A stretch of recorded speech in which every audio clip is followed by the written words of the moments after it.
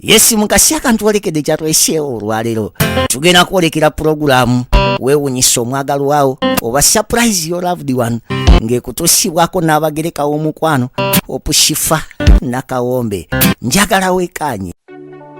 Hello, Africans living in the diaspora, the UK, USA, Canada, Europe, or any country across the globe. You're doing more than 2 jobs, working long hours, holidays and weekends. Introducing to you a legit online business that is going to give you peace of mind, freedom, convenience, while you still earn at the comfort of your home, workplace, anytime, anywhere. This requires no experience or expertise, but only with the help of our mentors and coaches, you are guaranteed 100% success and guidance on how to go about it. For more information about this exciting opportunity, please visit www.veronam.com. WhatsApp or call +1 331 304 5595. Legit online business. Abalungi abatulaba ndi wano kubanjulira Mulongo Diaspora Foundation. Eranga information eri wano wetegereza mukwano ojjeko contacts go wenna eyandyagadde okubeera part of International Summit on Mental Health and Disability 2024 Regendo okubeerayo ng'era theme global collaboration to strengthen international partnerships in order to improve mental health and disability outcomes worldwide. Banange Mulongo ategese era nga contacts weziri wansi awo. For more information email query genda ku Mulongo Diaspora Foundation @gmail.com oba ogende ku brendanakato44@yahoo.com oba contacting ku namba z'essimu z'olabaawo wansi. Era nga mukwano ofuna omukisa okuregisteringa ogende e Canada. Bambi omukyala Mbeja Lovely angambye SHIFAH, I'm a blessed cancer survivor. I can't tease you people. Bambi n'agamba agenda tuwa emitwalo 25 n'ambuuza zino message yino yesente sibalimba nze njogera mazima yino aweereza emitwalo ate kirungi essimu yange era ebadde nkalu mbaddeko n'emitwalo gyange 3 aweereza emitwalo 25 mu 12 mu 5 zezo yiyo message. Bambi, she's a survivor of cancer, blessed cancer. Even I'm feeling emotional. Sorry, thank you, dear. Mukama bane sa mutuwe wa pray okwebaza Katonda yawonya omukyalo ono cancer. Omukyala bamuyita ye Mbeja Lovely lyakozesa wano. Zituuse sweet wange bambi tusaba Mukama Katonda obwekitiibwa yatonda eggulu n'ensi wonna wojje kyotodde n'obulumi bwe wayitamu kozibumanyi bangi bali eyo twogera yayinza okulowooza nti nero tuli ku malya ga nsimbi naye for you know the pain you went through and you know everything. Era tusaba Mukama Katonda w'ekitiibwa akuddizeewo ekyosinga okwagala wonna wojje ensawo zo zireme kukalira ebbanga omwana amanyi okwebaza akusanyuse nga bw'atakusanyusangako. Amiina. Famire yo agisanyuse nga bw'atagisanyusangako tomanyi kyokoze eri obulamu bw'abantu. Opushifa nakawombe sawa ya kunyiga mmere eyidde jukira nasibiddeko akawunga ku ttooke wantunyumirwa bwe tuyiga nteekako ne kannakatika boiro kati yesawa inyige ettooke lyaffe ate tuliirewo kuba ndowooza kakutiya mu lubuto akawo katutta SHIFAH ngambye akanyama kawoomye kuba mbuulidde nti omunnyo gunoze ye mukwano. Tiketi za mitwalo 2 ordinary VIP ya mitwalo 3 tebo ya mitwalo 5 ne tebo endala ya kakadde kamu. Tebo zino zijirako offers ez'enjawulo. Tugabirako ecupa ya wine enene, tulangirako business yo, nze agenda okubeera official MC ate nga ngenda kuzannya mpiseewo erinnya Love Mercy mbagambe nga bw'otunda ebizigo ebirungi ebikyasinze okukola Uganda mama. Oguzeeyo mmeka hani nkuba enduulu.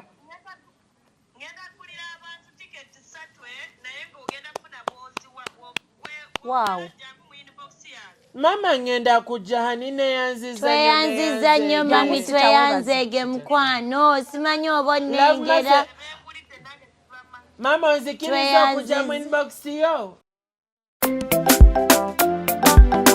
naye zo surprise ataka tazireta hatataka ondinanze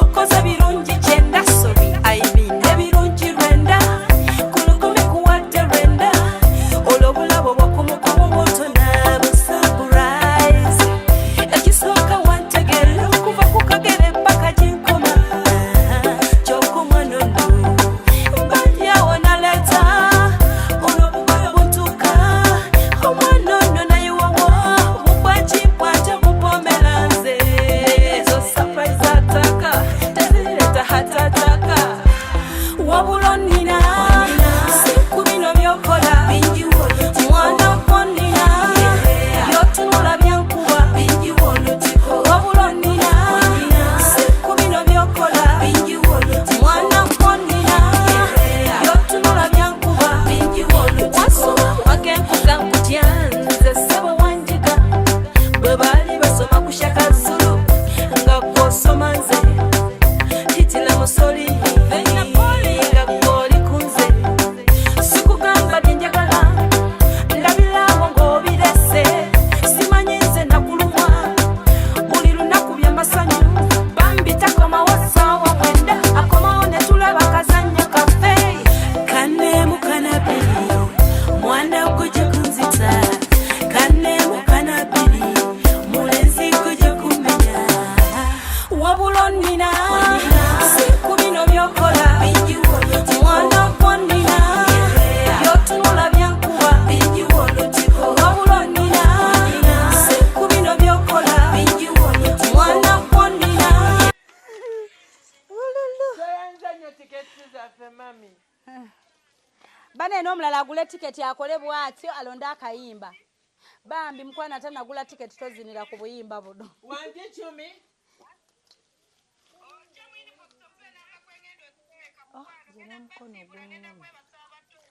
Banange abato batulabire. shifa abantu balage ku mmere Wulira. abantu balage Bane tubalage emmere tujjudde. Banange. Bane omwana w'obuwala afumbye kankyuse kamera.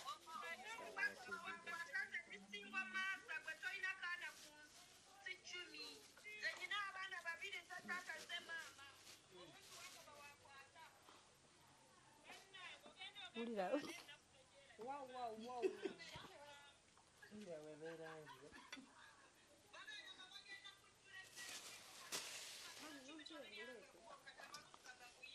Oba lwona jjo n'afumba ki? Anayogera.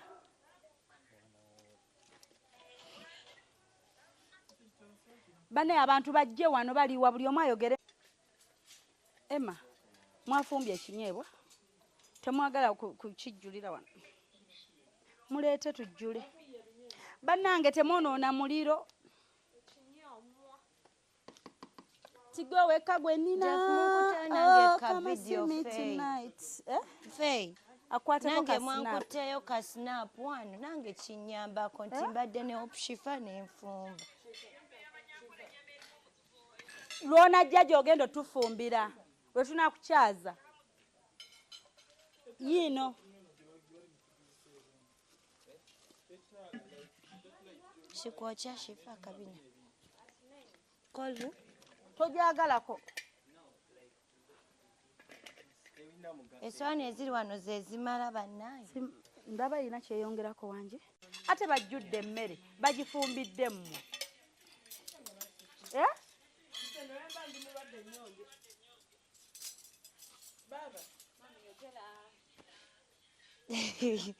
bannaye I've spent that day with Hope Shifa and I've cooked pilau, I've cooked matoke, I've cooked posho ne kannakati ka boilo nga kalimu ku butula ne salad zaffe wali nga bwe mubiraba Hope Shifa akukyaza n'akuwa omukisa okufumba ng'ensi yonna eraba abantu ne bamanya naawe omanya okufumba ng'oggyeko enjala ze tusilayingisa mu kiyungu olina ky'osobola. So this is what I've cooked today.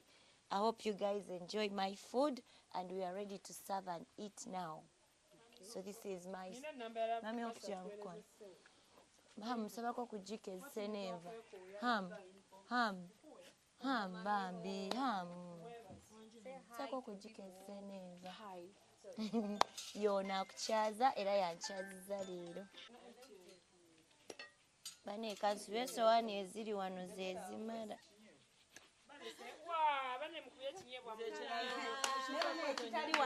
ekinyeebwa wululu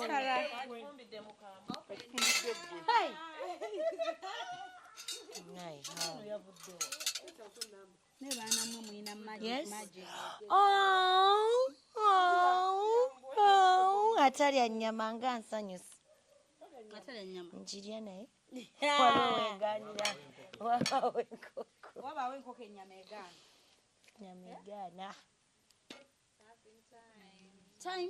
kaseera akalindirirwe amasasi ne gavugira wano wali wadduka neddala bayosooka okola oti obutemenya kati gambe ne sowaani oteerako gundi ayogere gy'amalawo omuteereko ebibyo okiraba Emma yakava bulaaya musama tayagala matooke aliwa Emma tayagala mukyera akawunga kati okiraba nze wano nteekeko enva kalaasi iraba gwe bakayita Farida manti nange babadde bubi nga gate bamuyita soko oyite sowaani endala ino neeno yino nze yagiririddeko nga ntesikinga omusama wuli soko mpeereze muteereko enva akwate eyiye iraba kyumi ne maama nze asitamye ate nze anaakogezaako mu vidiyo yo neddagogola baliwo abalala boogamba mutezimala bangambye mu nju waliyo oli omwana plandikidi talya butula sita ekintu ng'oteerako omuntu mala mmubuuza kuba tetufunyemu abakuli nti kati gwe nsenera ggwe ayogere byayagala bannange no Farida tuwa ebijiiko ebisena enva bakutereko ki mwongere ettooke nze ndi wa ttooke nti kyobanja amanyi kwali lino ligenda kugwa muyinza oligaba lyonna juni oli amatooke wiidi talya ttooke omutemuli bijiiko bisena nva mukali akantu bane egaasi anyooka muwala jangu ojjeko gaasi oyo nirabidde munoono mu basket pink Chumi oyagala akaceere n'akawunga emmere nnyingi bannaaye ebitubisenamba zaayo omukwano bizeeyo namukubidde wogena kujja ebyo mugenda kweteerako kale yiyo wongambye akawunga katini n'akaceere jayo ejiiko nkuwe ku katunkuma eno Emma ndi kuggwe wano bino byolya byoyagala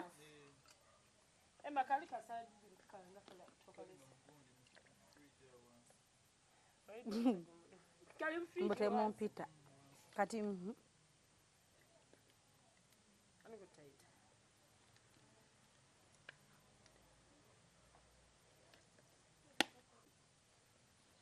batuwe ejjiiko waneesene chicken kwata Emma kino kiryoke kwata greens weteereko jangu sembera yagambye tali okujjako zino weteereko bane mujje nammwe mwoga buli omu akwate esawo bino n'ebintu omuntu oba olina okwefaako at all ate supu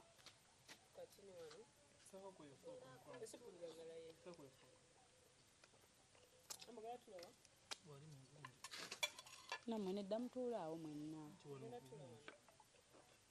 which part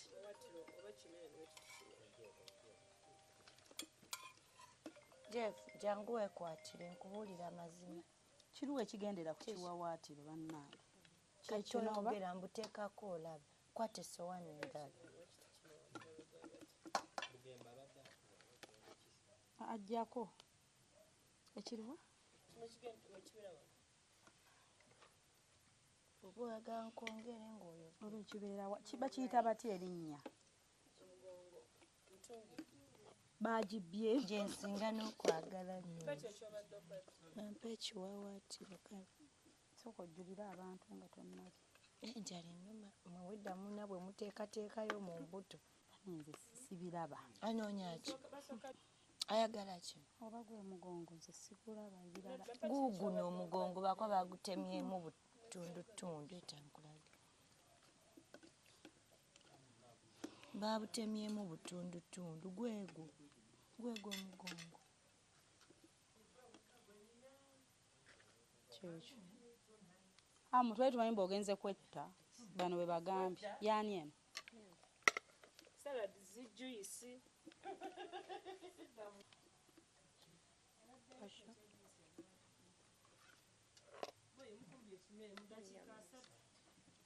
Emmere ogimalawo? Oyo nakawere. Eno yaani? Kati oba ani agenda okumpeera Costa olya editing? Costa! Nonako ku mmere yo.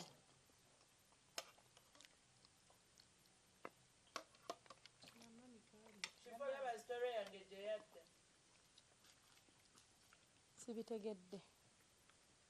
Sikitegedde kyoyogedde mukwano. Nze sinakitegeera.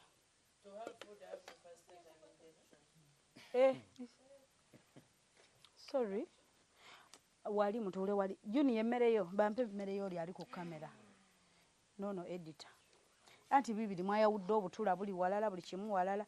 Juni yaŋŋambe eno ndi ku ggwe. N'obutula. Juni eno yo. Shifa wagambye eno yo. Lindako nze mune okay okulya. Ndowooza ku yange nga ndaba buli omu alya. Nyambe eno. Essowaani nze abadde agiriirako. Kyeva mbaye nkubuuza eziteekebwe muweerako. Kwongereko akaceere. Teekako ku salad ne juice. Mu fridge. Junior kwata. Shifa yabadde alirako agambye okay. Kagikwate. Eno ekumala Costa. Junior green zoneeteerako. Mwafunye emmere. Banaakuleetera eyo. Lavumasa aweereza ssente. Okay. Baye mogatu.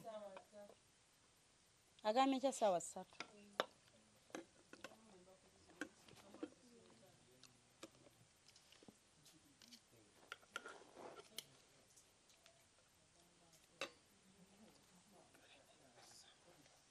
Tonafuna. Eno yeyiyo. Eriwo emmere yoono. Eriwo essowaani endala ze tulina olirako. Kuba nange genjagala. Gaweddemu amatooke. Kakano kenterekedde gwe. Oginayizaako awo hamu tuweeko kale nze nja toolako ono. Dino litooleko. Tumwongereko ekirala kuba buli kimu akiri. Essowaani zonna tuzimale ng'oli agamba omutwe gumu. Kiri okay. Kati aha mwongere omuceere. Hamu. Ndi kuteerako ggwe. Oli kayete essowaani. Widi yetayagala nnyo matooke.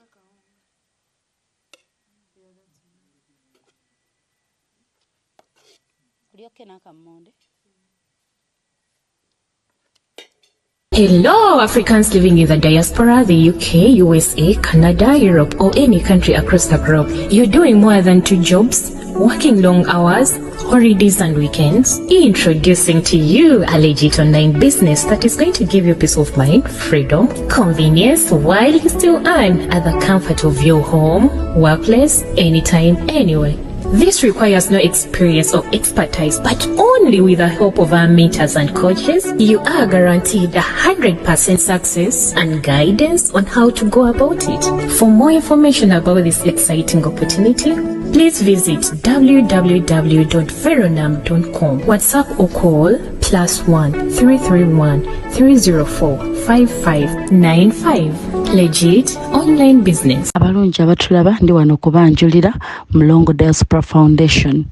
Eranga information eri wano wetegereza mukwano ojjeko contacts go wenna eyandyagadde okubeera part of International Summit on Mental Health and Disability 2024 lwegenda okubeerayo ng'era theme global collaboration to strengthen international partnerships in order to improve mental health and disability outcomes worldwide. Banange Mulongo ategese era nga contacts weziri wansi awo. For more information email query genda ku Mulongo Diaspora Foundation @gmail.com oba ogende ku brendanakato44@yahoo.com oba contacting ku namba z'essimu z'olabaawo wansi. Era nga mukwano ofuna omukisa okuregistaringa ogende e Canada. Enyama yabadde n'amasavu nje njagala supu yekasha. Yabadde n'amasavu yonga just a piece.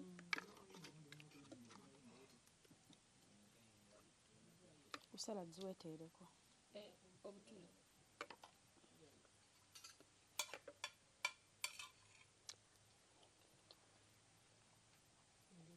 Tubulayo nze wiidi ne Farida abulayo basatu eyo ebyo sofuna ali wobiteeka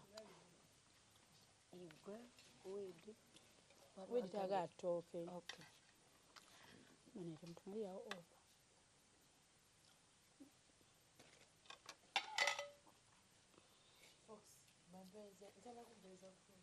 Kwata terako wiidi.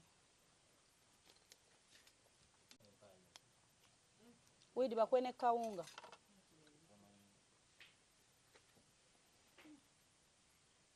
Nyakunda kati.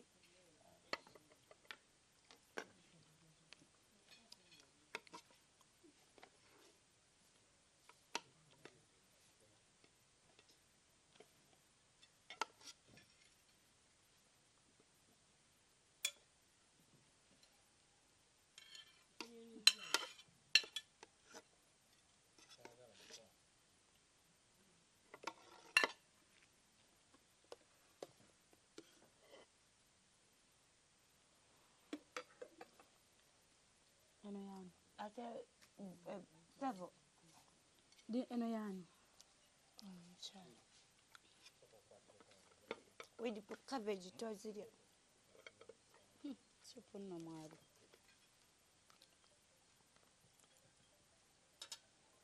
Nenga banaye comments about the food.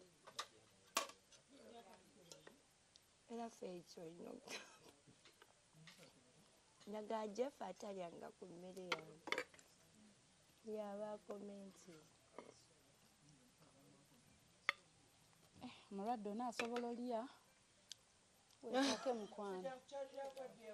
Ofa weekake mpola mpola. Bantereke emmere mukwano oyimuka olagawo. Tewali sowaani ompozi okutere kuno. Ono etere kuno. Eriwa. Nze kati nsobola olya emmere nga ndaba buli omu alya naye wali mbadde. Balenze wabeewa nnyongera ku ttooke. Ngenda lya kulya 10 tsoke. Kati mpawa n'akawunga katini nga kenkana nga kana akatooke. Lindako juniors. Olya gira olya naawe. Era ndeese butono obulaba. Ate nze leero ndi muli.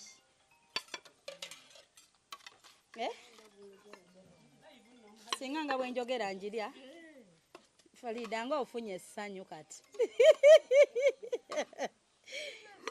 Ne abantu bawana ekinsasa bafumba emmere ne bagiyiwa loggiyiwa. Baneyo abantu nze ndoza abantu abaninaana mbakuze ebyejo. Sebo nyina kumala gamba kati mwefumbire kati mukole totambula na sigiri na kintu kyonna. Supwe omufumbi wa leero ataka mmonde. Mune neba ne 10 weefuula. Wangambye otya? Nina ne kenne bien kuteeremu.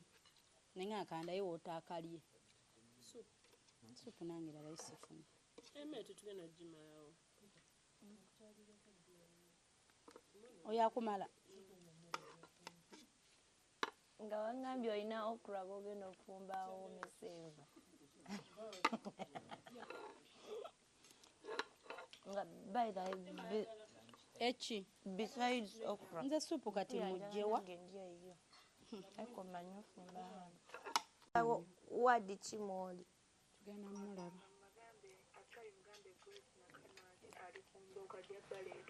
Grace Nakano ajali ku mbogo wadi ya mbogo kale mami waga kubisi brush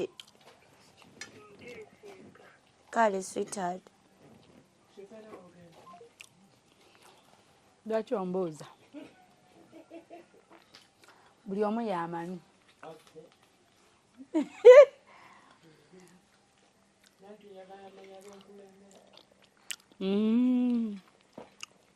nye baneebo weesunga ennyo emmere bannange Junior ogenda liira munda meeting online mwenga sinanywa Bana juice TikTok abazigaza mujje tulye.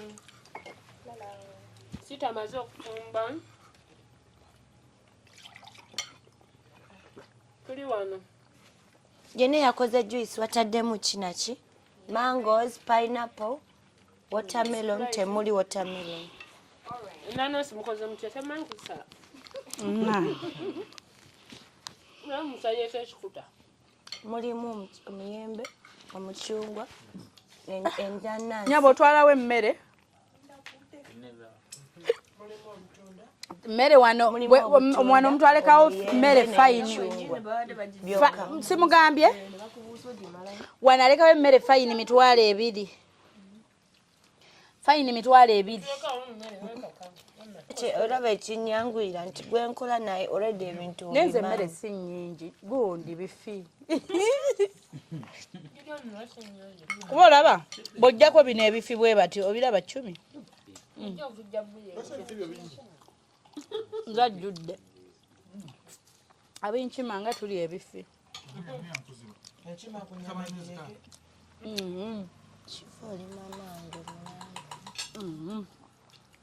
newe munyanja Farida omulwadde bannange yeekase ne bannange kambuuze mwe mwekoledde ka saladi akamu akaliko mayonnaise Chumi ndeka ndye mmere yange ndeka chumi ndye mmere nze omukazi wadanzunga kantula ndye kamere bakutumye eki muvukire juice mu giraasi chumi naye tulinde waafumba teri muyambako kantu nakamu Ate ebyange bizibu. Kusala ntula. Yiwa mu mukene. kamala lyayika Mukene namwesoose. wagambye ogenda fumba okura Mu mingi. muwagambye ogenda fumba okura okura ne juni mukasuwa kali Yakasuwanga temufumidde. Bana emujja kwerya. tujja kwerya Oba yange yebeddako. Eyange yeddako. Kamukene wali. lwaki omala kwekuba mpiso you're sick alina because sukaali diabetes kyeki ate omunyo ne sukaali bikwataganira like oba olina sukaali emmere erimu omunyo Ate omunyo gwe gweta sukaali. Walayo. Yes, true. bw'oba olya nnyo omunyo Kirwadde kijja. nedda ntandise okulondako byensinga okwagala nti ombuuza biki byembuuza Eyulise? simanyi byembuuza ng'okitegedde ota Mishenzi ndaba. Akyazizza akyogedde asitonyegerera. ogambye biki ebyo by'obuuza agambye aki Wenkyogedde.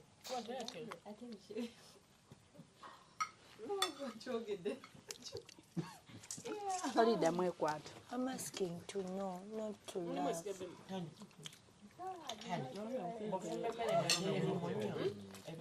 Tebiwooma biwooma kati awo nzizeemu ki ate nze nfuniddewo omunnyo ne sukaali ebadde nnyingi badde kamala Nti boogera kyonna. Nobeera bigogo okulya. n'okulya ebintu ebiri too sweet as always. Muganda hope mpaako nze wa eclair ekifi kino everyday ndyangoba mmeka.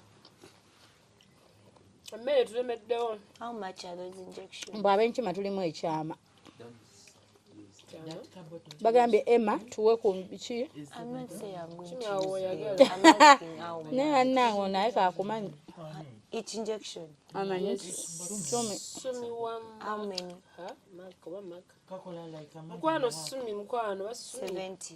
Wano wenjagala kuva ddi For the rest of your life. Wakatuka ne kawona. omwezi nkozesa 350 on medication just.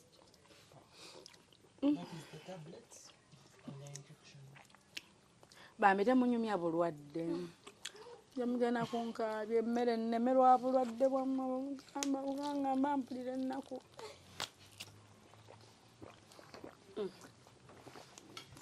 Ande emmere ndi. juice gwe nywedde talimu shuga naye awoma negwe kunywa gye nnywa juice bannange banimpadde ddira Kanyanga kulya Cita mmere. tusakujuice. Tuminga kanje mmere. nange sirabe emmere ya Cita Olwalino ndidde. Kati olwo Shifa ndidde. Njimaze nawo. I eat something like this. Ndanyanga wenchini. Ndya katini naye buli kaseera njala eba ennuma. Okitegeera? bakuwalanye Ndya katini naye wayitawo mangu ebbanga neddamu n'ennuma. nakwadde masavu sorry kankuweyo ekifi ekitalina savu Did you see me eating meat, Shifa? kandabe I don't want. kwatako kino ekitalina savu ani omulala alina kyayagala ku sowaani yange oyagalako ki nze ngaba kwata ate balina olaba ku kamera nti nkwadde ekifi kyange emmere yannema n'engikuwa ani omulala alina kyayagala ku sowaani yange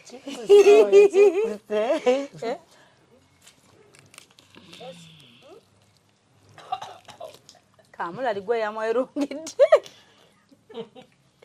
yerungidde kamulali Nagambye Esther Sataku ababishewe. Nena mwe tukole interview nyuma wano nga Cita alya.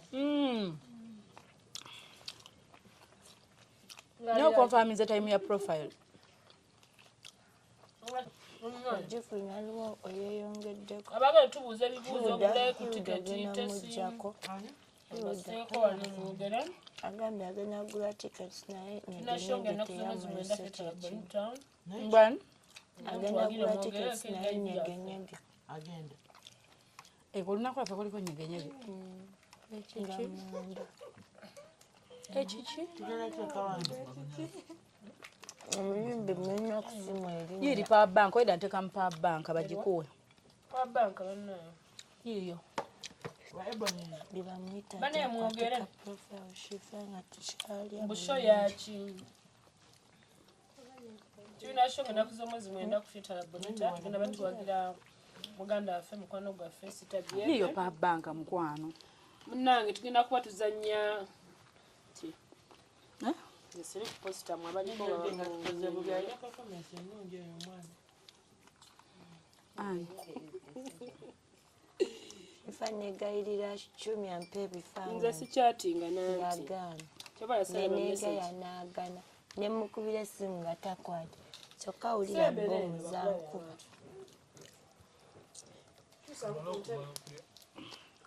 Ate nga n'obaagala bambi. junior Togera byange oyasaba. agambye alina meeting online Ennaku zino nvela wava ebulaayo olina ebigambo by'oyisaawo mbu toyagala kulya nga oyasaba. Nze ndimukwasa.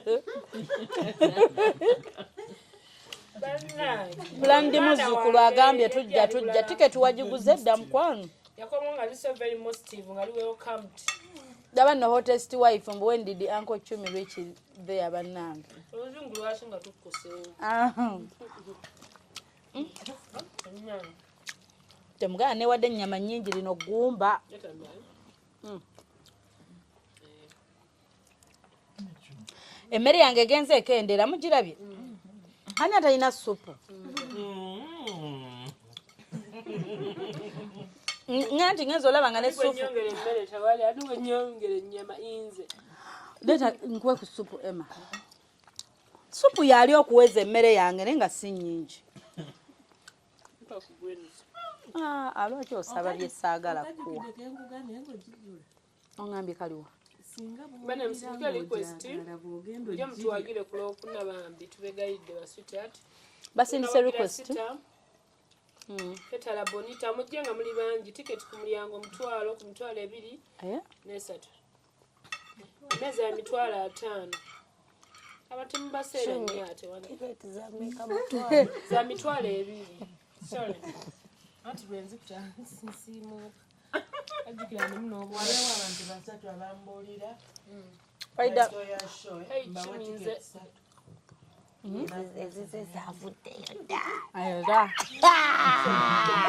N'olaba bamugemedde tiketi waliguwo gattako wali twi zaweddeyo dda. Kati agabana bugabi. Mbalakalaufikum. Bampeyo 2. Huyo mama azinsaba bubi. Bagwa amateeka. Omuntu yakagenda okujja kula bonita yaba ayogerako awo ekigambo ekinene. Kugambye tulidde emmere ne wali yali eyo nga teyanywedde caayi, teyalidde breakfast, teyalidde lunch n'ekyeggula ayinza obutali. Tumi alinga kumpiralangira. Embwa yagala kugenda mu supermarket. Egule yugati. Farida Miki ali mu kayumba. Njagala kulannama kati olwotandise okyusa nnala. Ani abadde atukwagala tukwate mu nnyumba yaayo. Miki naawe 10 my greens. Farida akubira wa boda atwale Miki ku supermarket.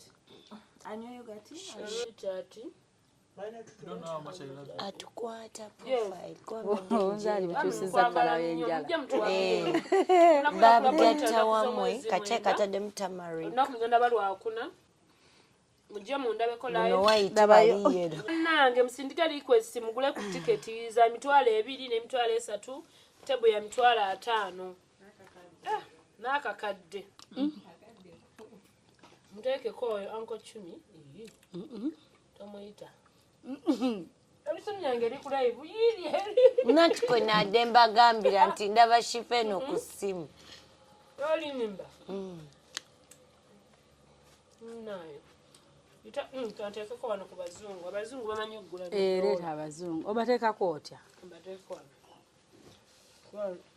Babayita batya? Eyo nga tuyita bazungu. Tokikola. Nawata following abajja. Farida geno ga junior. Nti tumulinza akwate kana akantu akagenda okuplayingibwa ku kategeeza theatre. Ka interview tetusobola kakwatira mweno ange emu bwekyombi. Twagala ki? Ada ngamba bankwate profile nga sketch feature nyama. Agambye kano kogenda okukwata amwakyusa ebigambo. Mumulabye ayinza okussa SHIFAH omwana. Ayogera ekigambo awo n'amalani. Bane sinanywa ku juice nyambaako. Alayidde. Kano ka profile ke bagenda okukwata ke kagenda okukola nga profile kula bonita. Si bwotyo agambye ati kano kogenda okukwata nga bakola profile. That's how you said it. Mwana gujja kunsibya lumu. Abazungu abo batandise n'okujja.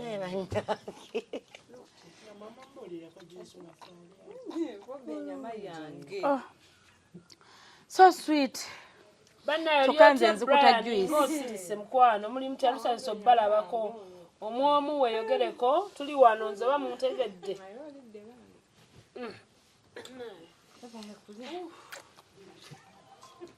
Mulye emmere.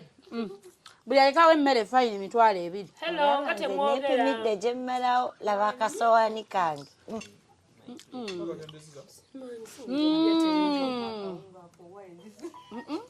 Banaye muli muti obadde essimu eri maximum. Sorry.